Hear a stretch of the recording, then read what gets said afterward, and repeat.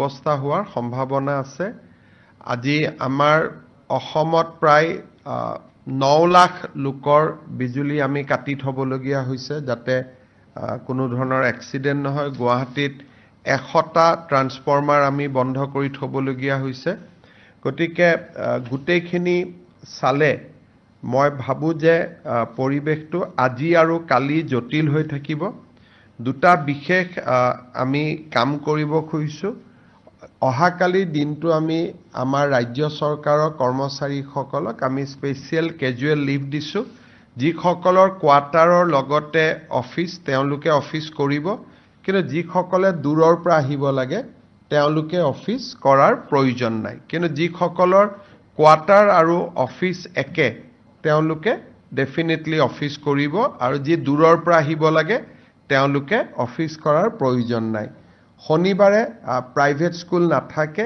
কিন্তু গুৱাহাটী বিশেষকৈ কামৰূপ আৰু কামৰূপ মেট্ৰত আমি স্কুলখিনিও অহাকালি দিনটোৰ কাৰণে বন্ধ ৰাখিব কৈছো গভৰ্ণমেণ্ট স্কুলখিনি প্ৰাইভেট স্কুলখিনি এজ ইউজুৱেল বন্ধ হৈ থাকে বাকি আমাৰ যিসকলে প্ৰাইভেট প্ৰতিষ্ঠান আদিত কাম কৰে তেওঁলোককো মই তেওঁলোকৰ স্বত্বাধিকাৰীসকলকো অনুৰোধ কৰিম যে যদি কৰবা দুজনৰ জায়গাত এজন মানুহে দি দোকানখন চলাব পৰা যায় দূৰৰ পৰা আহাজনক অহাকালি দিনটো আমি ছুটি দিলে বেয়া নহয় কিন্তু আমি চৰকাৰৰ পৰা হেতু অৰ্ডাৰ কৰিব খোজা নাই তেওঁলোকে নিজে ব্যৱস্থা ললে ভাল হ'ব ইয়াৰ উপৰিও আমি গোটেই পৰিৱেশটো পৰ্যবেক্ষণ কৰি থাকিম যত যেনেকুৱা প্ৰয়োজন হয় আমি ৰাইজক হস্তম কৰি দিয়া আৰু ৰাইজক যি ধৰণে সকাহ দিব লাগে তাৰ বাবে আমি চেষ্টা কৰিম কিন্তু বাংলাদেশৰ পৰা বেসিক্যালি বংগোপসাগৰৰ পৰা যেটো ক্লাউডৰ প্ৰেছাৰ আহি আছে সেই প্ৰেছাৰটো আজিটো থাকিবই অহাকালিও কন্টিনিউ হ'ব কালি যদি কিবা ৰিভাইজ প্ৰেডিকশন কৰে আমি ডেফিনেটলি আপোনালোকক অৱগত কৰিম যদি আপোনালোকৰ Sir, if you can repeat in English this brief. There is a lot of clouds are coming from the Bay of Bengal and basically from Bangladesh. The entire northeastern region is experiencing heavy rain. Guwahati city is suffering a lot. Even in Meghalaya also, the authority has showing red for today and tomorrow. If there is a rain in Meghalaya and Arunachal Pradesh, it directly impact the weather in Assam. So we are of the view that situation was worse today. Tomorrow they said that by afternoon there will be some relief and from day after tomorrow things should be better. But at the same time they have also said that they are periodically reviewing it. So once we get fresh prediction, we'll share it with you immediately. But as of now, situation is not very good.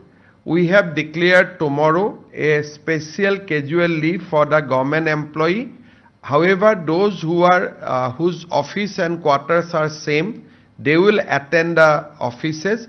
But those who has to come from little distance, tomorrow they may not come. That will be counted as a special casual leave. This is for Kamrup and Kamrup Metro. Not for entire Assam. This is only for Kamrup and Kamrup Metro district. Private school normally remain closed on Saturday, but we have advised that all government schools will remain closed tomorrow. Colleges, universities will also remain closed tomorrow so that people do not have to suffer. We have also instructed our city police to regulate traffic inside the city because this is not tomorrow will not be a normal day so we have advised police to regulate the traffic whatever can be sent to Upper Assam via Baihata Sarili Tezpur they should be pushed through that so that there is less pressure in Guwahati city so there is also report of 3 landslide incident however there is no casualty we advise people to take extreme caution. গুৱাহাটীত আমি দেখা পাইছো যে গুৱাহাটীত কেইটামান জায়গাত পানী উঠিছে ৰুকমিনী গাঁও হিজুবাৰী বশিষ্ঠপুৰ পাঞ্জাবাৰী খাটগাঁও অনিলনগৰ ত্ৰিপুৰা ৰোড চানমাৰী মালিগাঁও কিন্তু মই মালিগাঁৱৰ পৰা এতিয়া আহিছো বহুত নহয় কিন্তু এইকেইটা জায়গাত বৰষুণৰ পানী আছে বৰষুণটো কমিলে পানীখিনি ওলাই যাব কিন্তু যেতিয়ালৈকে কন্টিনিউয়াস বৰষুণ আহি থাকে তেতিয়ালৈকে তো ৰিলিফ নাপায় কাৰণ যিমান পানী ওলাই যায় তাতকৈ বেছি পানী ওপৰৰ পৰা পৰি আছে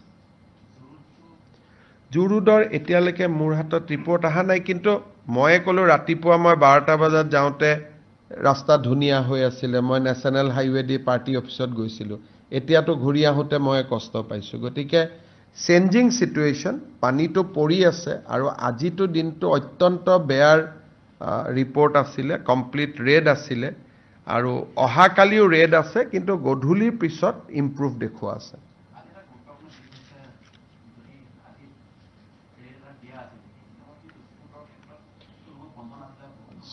ৰেড এলাৰ্ট আমি যোৱা 7 দিনৰ পৰা জনাই আছো এতিয়া ডিপেন্ড কৰে স্কুলৰ অথৰিটিয়ে কেনেকে ৰেড এলাৰ্টটো একচেপ্ট কৰে কিন্তু আপোনালোকৰ মোবাইলত চালে দেখা পাব যে যোৱা 7 দিনৰ পৰা 22 তাৰিখৰ পৰা আমি কন্টিনিউয়াস জনাই আছিলো যে আজি বেয়া অত্যন্ত বেয়া পৰিবেশ হ'ব বুলি আমি 22 তাৰিখৰ পৰা কন্টিনিউয়াসলি ৰেড এলাৰ্ট আমি দি আছো আৰু আপোনালোকৰ মোবাইল বিলাকতো আপোনালোকে ডেফিনেটলি এলাৰ্ট পাই আছিল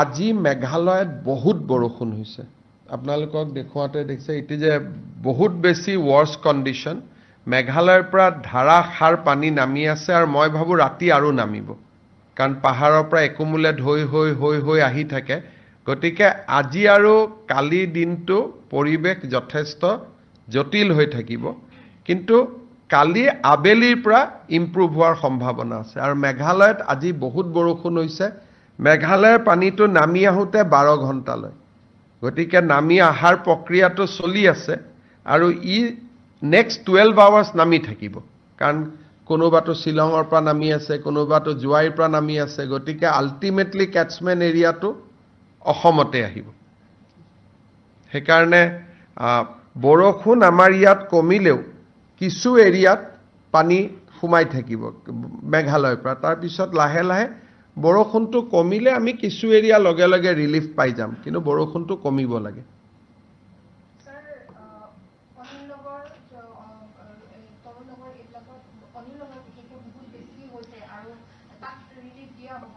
আজি মই যাক যেনেকে পাৰো ৰিলিফ দিব কৈছো অনিল নগৰ তৰুণ নগৰত আৰু আজি এটা বিশেষ সমস্যা হৈছে সুইচ গেটখনৰ তলতে পাথৰ এটা ৰখি গৈছে সেইকাৰণে সুইচ গেটখনেও আজি ভাল কৰি কাম কৰা নাই সুইচ গেটটো যেটা নমাই দিছে তাত এটা পাথৰে তাক অবষ্ট্ৰাক্ট কৰি লৈছে নদীত পাথৰ বা কি এনেকে আহি আছিল চাব লাগিব এই কাৰণে মই ডিসিক কৈছো যে তাত যাতে বিশেষ ব্যৱস্থা লয় মানুহখিনিক সহায় কৰাৰ কাৰণে কিন্তু কালি 2টা বজাৰ পিছত ইমপ্ৰুভ হোৱাটো কালি 2 বজে কা বাদ দিখায় না কালি 2টা বজাৰ পিছত ইমপ্ৰুভ হোৱা দেখুৱাইছে কিন্তু এতিয়ালৈকে আমি কন্টিনিউয়াস ৰেইন পায়ে থাকিম আৰু ৰেইন পাই থকাৰ পিছত আকৌ মেঘালয়ৰ পৰা পানী নামিব গতিকে অন্তত ফৰকাষ্টটো বহুত ভাল নহয় ওয়েস্টাৰ্ণ আসাম চিৰাং বঙাইগাঁও বা নামনি অসমত আৰু বেছি পানী আহিব বৰষুণ আৰু যথেষ্ট থাকিব sir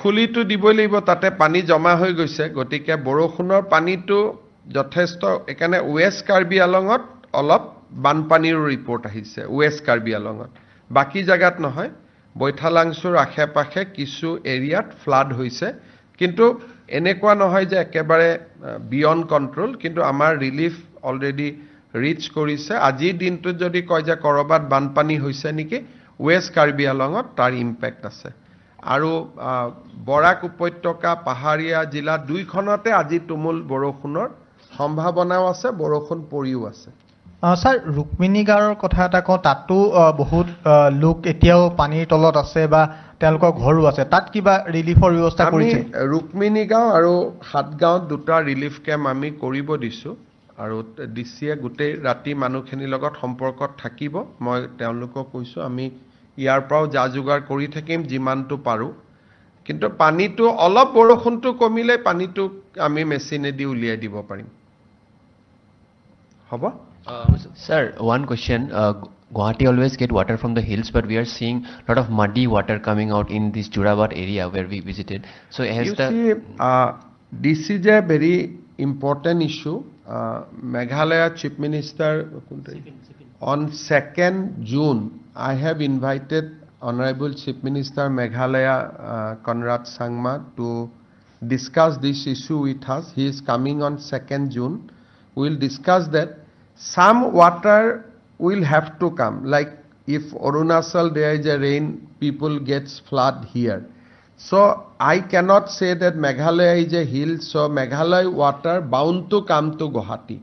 But that should not be, basically, that should not also been, basically gravity should also not be increased because of hill cutting.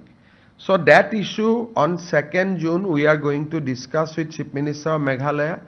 You will be, it will be for your interest to note that Supreme Court has also issued a notice to Government of Meghalaya and Government of Assam on this count. So I think this matter will finally will also go to the consideration of Honorable Supreme Court. Day before yesterday, Supreme Court has issued a notice to both Government of Assam and Government of Meghalaya regarding hill cutting in Jorabad. But sir, do you think that this hill cutting issue that you're talking about is really aggravating the things very much? You see, আজি আৰু কালি যেটো পৰিবেশ হৈ আছে, I should not blame any state because the situation is really grave. Cloud is coming continuously from Bangladesh, Bay of Bengal. So even if there is no hill cutting, then also we'll get water. Because today and tomorrow this situation is completely different and I should not blame somebody. But yes, the another issue, Guwahati, Juripar area, Tripura Road, this area, there is a problem because of hill cutting in Jorabad. But today's situation is much more bigger. Ajir পৰিবেশটো যথেষ্ট ডাঙৰ পৰিবেশ ইয়াত অমুকৰ কাৰণে আহিছে তমুকৰ কাৰণে আহিছে বুলি কৈ লাভ নাই কাৰণ এই যে হিউজ ক্লাউডছ আৰ কামিং আপোনালোকক প্ৰেজেন্টেশনটো আমি শেয়াৰ কৰি দিম বহুত বেছি ক্লাউড বংগোপসাগৰৰ পৰা আহি আছে গতিকে today's situation I think it is beyond anybody's control. মই যদি কওঁ যে অমুকৰ কাৰণে হৈছে তমুকৰ কাৰণে হৈছে this is wrong. Today it is a nature's fury. So Also, sir, are we bracing for a flash flood situation in some of the flood plains, given the fact that there is so much of rain in Meghalaya, in Arunachal Pradesh, in Bhutan? We are on alert position, so we are constantly monitoring the situation. So we want to protect life, we want to protect property. Today also I have a VC with all the deputy commissioners. So throughout the day, আমি এবিলাকে কৰি আছো. So যিমানটো পাৰো NDRF are in position, SDRF are in position. So এই প্ৰেছাৰটো 22 তাৰিখৰ পৰা আমি গম পাইছিলো আহিব বুলি সেইকাৰণে আমি মানুহকো জনাই আছিলো যে this is the situation. অলপ আৰ্লি মনসুন টাইপ হৈছে কিন্তু একচুয়াল আমাৰ চ্যালেঞ্জটো 10 জুনৰ পিছত হ'ব ফ্লাডৰ যিটো This is a মানে সদায় নোহোৱা এটা abnormal situation এটা হৈছে মই এতিয়া আপোনালোক যোন নেশনাল হাইৱেৰ পৰা আহিছে তেওঁলোকে চালে দেখা পাব towards Meghalaya the deposition of cloud is huge সেইকাৰণে আজি ৰাতি আৰু কালি I think we will have a difficult situation মানুহ যিমান পাৰে ঘৰৰ পৰা আজি আৰু কালি বিশেষ কাম নাথাকিলে নলুৱা ভাল আৰু এটো মানে এটো অলপ abnormal situation হৈ আছে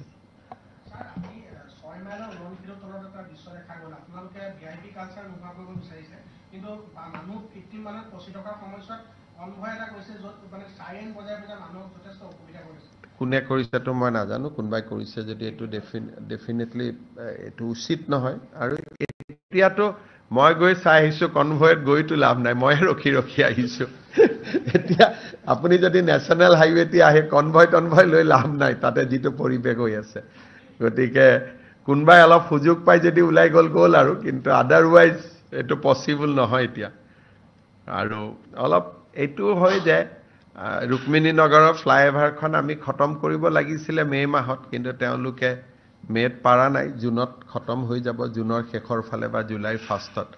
এইটো বাৰু এটা টিপিক্যাল প্ৰব্লেম, বিশেষ এটা কাৰণত হৈ আছে। তাৰপিছত আমি পাৰ্মানেণ্ট ৰিলিফ পাই যাম। এইটো এটা আৰু মেক্সিমাম এমাহ লাগিব। হ'ব স্যাৰ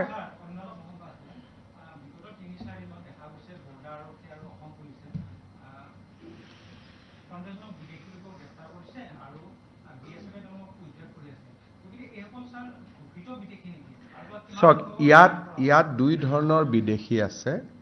এটা হৈছে অসমত কণ্টিনিউৱাছলি যি বিদেশী আহি আছে, আজি আহিছে, কালি আহিছে, এমাহৰ আগত আহিছে। এটা হৈছে সেইটো। ছেকেণ্ড হৈছে DFN, যাক ডিক্লেয়াৰ্ড ফৰেন নেশ্যনেল বুলি কয়। আপোনালোকে জানে যে সুপ্ৰিম কোৰ্টত কেছ এটা হৈছিল, আৰু সুপ্ৰিম কোৰ্টে আমাক নিৰ্দেশ দিছিলে যে যিসকল ঘোষিত বিদেশী তেওঁলোকক যিকোনো প্ৰকাৰে আমি উভতাই পঠাই দিব লাগে। যিসকল ঘোষিত বিদেশী কিন্তু কোৰ্টতো এপিল কৰা নাই, তেওঁলোকক আমি পুছবেক কৰিছোঁ। কিন্তু তাতো যদি কোনোবাই আমাক কৈছে যে নহয় মোৰ এপিল আছে হাইকোৰ্ট, সুপ্ৰিম কোৰ্ট, তেতিয়া আমি তেওঁলোকক কষ্ট দিয়া নাই। কিন্তু যোৱাকালিয়ে ৩৫জন বাংলাদেশী একেলগে আমি মেঘালয় আৰু শিলচৰৰ বৰ্ডাৰত পাইছোঁ। তেওঁলোক কেইদিনমান আগতে আহিছিল। গতিকে তেওঁলোকৰ ক্ষেত্ৰত আমি লগে লগে পুছবেক কৰি দিওঁ। আৰু তৃতীয়তে, দেৰগাঁৱত আমাৰ আৰক্ষী অধীক্ষকসকলৰ মিটিং হৈছিলে। তাতে আমি সিদ্ধান্ত লৈছোঁ যে আমি ফৰেনাৰ্ছ ডিটেকশ্যনটো আমি স্পীড কৰিম, কাৰণ NRC বনোৱা পৰিৱেশৰ কাৰণে detection of foreigners was temporarily suspended, অঘোষিতভাৱে, যে যিহেতু NRCৰ প্ৰক্ৰিয়া এটা চলি আছিলে। এতিয়া দেৰগাঁৱৰ আৰক্ষী সন্মিলনত আমি সিদ্ধান্ত লৈছোঁ যে আমি বিদেশীক যিটো চিনাক্তকৰণৰ প্ৰক্ৰিয়া সেইটো আমি এক্সপিডাইট কৰিম, সেইটো আৰু আমি খৰতকীয়া কৰিম। গতিকে অহা কেইদিনমানত পুছবেকো হ'ব, চিনাক্তকৰণৰ প্ৰক্ৰিয়াও চলিব, আৰু ভাৰত চৰকাৰে কিছু মানুহক বাংলাদেশ চৰকাৰৰ লগত যোগাযোগ কৰিও পঠিয়াব। তিনি ধৰণৰ প্ৰক্ৰিয়া চলি থাকিব। Mr. Chief Minister, on this, there are media reports that the Guwahati High Court has sent a notice to Assam government regarding a petition filed by some of the family members of some people who were in detention camp, and they claim that they are missing from the detention camp, and they suppose they are... Yeah, I mean, as I told you, that when there is a declared foreign nationals, they have, after declaration by tribunal, the course open for them is to go to the High Court. So if they do not go to the High Court, then they become declared foreign national. And once they declared as a foreign national and they are not being, they are not challenged that order, then their rights to stay in Guwahati or in Assam is forfeited. So it is very simple. So whoever has gone to the higher judiciary, we have not disturbed them. কিন্তু কোনোবাই মোক declared foreign national কৈছে, মই appeal কৰা নাই, 2 মাহ হ'ল, 3 মাহ হ'ল, 4 মাহ হ'ল, তাৰ মানে কি? তাৰ মানে মই এজন বিদেশী নাগৰিক। Once you are declared as a foreigners, without passport or visa, you cannot stay in India. But there have been some media reports in Assam, as well as there are a lot of media reports coming out of Bangladesh, of particularly one person who is giving interviews saying that he has a case in Supreme Court pending. I mean, and he has been somebody may have a Supreme Court case, he has to produce the order before the police. Then police will take care of that. So there are many people who have said that I have court order, and we have allowed them to stay. So it is all about judicial process. If judiciary has given a stay order, we have respected that. But if there is no order, or even if there is an order, you have not shown the order. So it is, I don't know the practical case because I don't see video from Bangladesh, but our procedure is very simple, that if you are declared foreign national, you have not preferred appeal against the order of the tribunal, then you are bound to be pushed back. So we have 30,000 people who are, after declaring foreign national, they have become, they disappear. So if we get them somewhere, we have to take action. You have all know that what was the order of Justice Oka and Justice Ujjwal Bhuiyan.